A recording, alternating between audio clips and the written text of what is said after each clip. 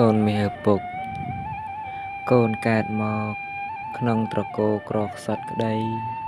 ក្នុងត្រកូលអ្នកមានធូធាក្តីចូលកូនស្ដាប់ពាក្យទូន្មានព្រានប្រដៅរបស់ម្ដាយឪពុកព្រោះលោកជាព្រះលោកជាគ្រូដើមរបស់កូនកូនមាសឪពុកការដែលកូនកើតមកនៅក្នុងត្រកូលមួយគឺការអប់រំប្រតិបត្តិ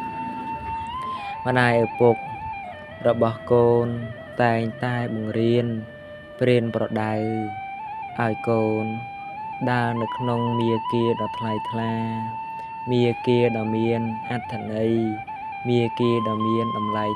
ថ្លៃថ្នូរកូនមាសឪពុកកូនពិតជាសំណាង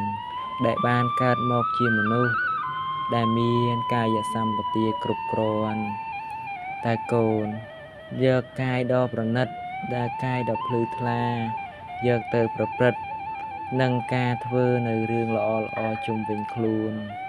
ធ្វើរឿងដែលមានប្រយោជន៍ដល់ក្រុមគ្រួសារកូនមាសឪពុក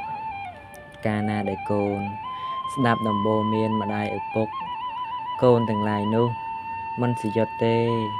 កូនតែងតែមានអំណាចមានឫទ្ធិមានដែលជាសេរីកូនទៅទីទឹកទីដីឯណាកូនមានសេចក្តីក្លាហានអង្អាចឈ្នះគ្រប់ឧបសគ្គ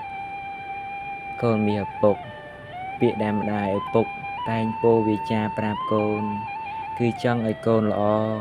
ចង់ឲ្យកូនត្រឹមត្រូវចង់ឲ្យកូនជាមនុស្សម្នាក់ដែលមានតម្លៃក្នុងសង្គមក្នុងគ្រួសារជាកូនដែលមានកតញ្ញូកតវិធីស្គាល់ភាពខុសត្រូវល្អអាក្រក់ចេះដឹងគុណម្ដាយឪពុកអ្នកគ្រូលោកគ្រូជាមនុស្សដែលមានមេត្តាចិត្តចំពោះអ្នកដទៃផងកូនមាសឪពុកដឹងទេថាកូនជាមនុស្សដែលមានភាពល្អដែលកូនបដិសន្ធិក្នុងផ្ទៃរបស់លោកខំបីបាច់ថ្នមរក្សាកូនរហូតដល់ប្រសូតកូនមានឪពុកការកូនប្រសូតបានម្ដាយឪពុកមិនដែលហ៊ាន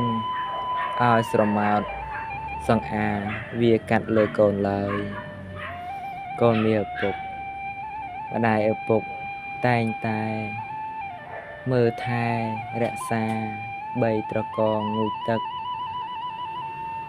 រក្សាកូនមិនឲ្យមានសេចក្តីលំបាកទេកូនមាសឪពុកពាក្យសម្ដីដែលម្ដាយនិងឪពុក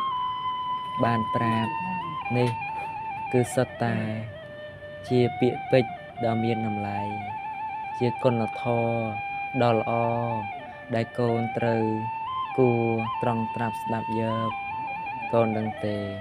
តើការវាចារបស់ម្ដាយឪពុកសុទ្ធតែជាសម្ដីដែលមាននៅប្រយោជន៍សម្ដីដែលមាននៅគុណធម៌ចង់ឲ្យកូនទាំងឡាយបាននៅសេចក្តីសុខមាននៅកេរ្តិ៍ឈ្មោះល្អប្រពៃ